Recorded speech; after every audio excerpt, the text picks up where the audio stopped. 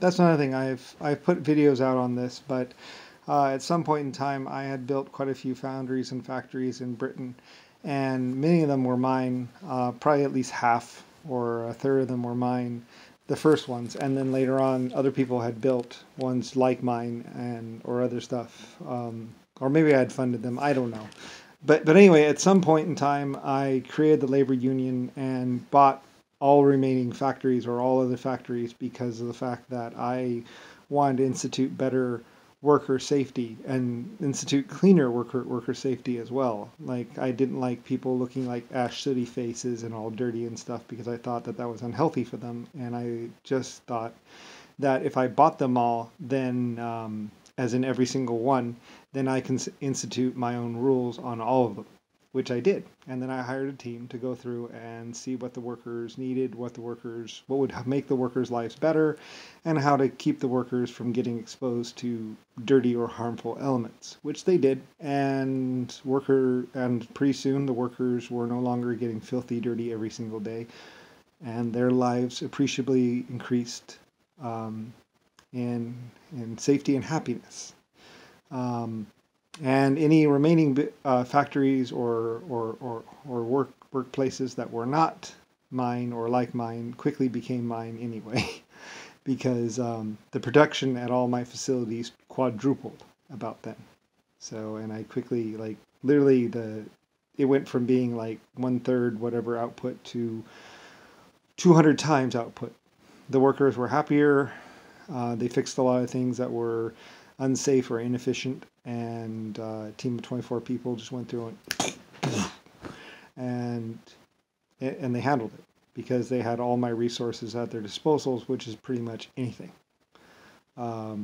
Anything could be built, anything could be made better, anything could be engineered. I had a private staff of over 5,000 draftsmen and architects, so they just handled it. When you have thousands of people to deal with things change. And when they changed, the production values of every single smeltery and foundry went like a ridiculous rate. At first, it wasn't quite so fast. I worked very hard to get it up to a point, and then once I hired people and got them going, and they started, then it went way up. At some point in my later part of life, which is I call the third set.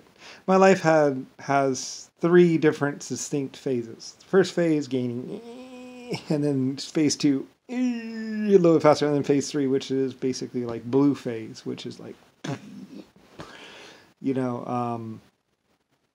where I'm looking around going, I don't really need all that. I don't really need to own every country. I mean, it's like, that's a lot. Having 7 billion people go higher, it's like, or higher, it's like yeah. I was thinking 1 factory and 1 400-foot boat and 1 little 70-foot yacht. So I mean, I don't know, whatever. It's okay. It doesn't matter. Realistically, I was just making everyone's life better. And and I was a really good inventor, and I wanted to get satellite TV and all kinds of stuff. At first, I did do cable across the ground through the cable lines, but there was a lot of towns that couldn't get cable, and I wanted to build 1 mega radio TV station or TV complex because TV is really expensive, so you can't really And back in the old days, TV was really expensive. There was no possibility of taking a VCR tape, and playing it somewhere else. So it had to be direct feed.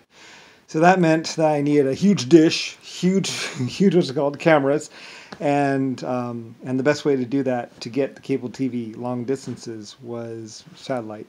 But that's a way later spot. There's the beginning spot, and that'd be somewhere around phase 1 or something. Anyway, whatever. Anyway, so all my holdings and stuff, it's ridiculous, but I mean, it took me a while. But anyway, though, but it's crazy true. So.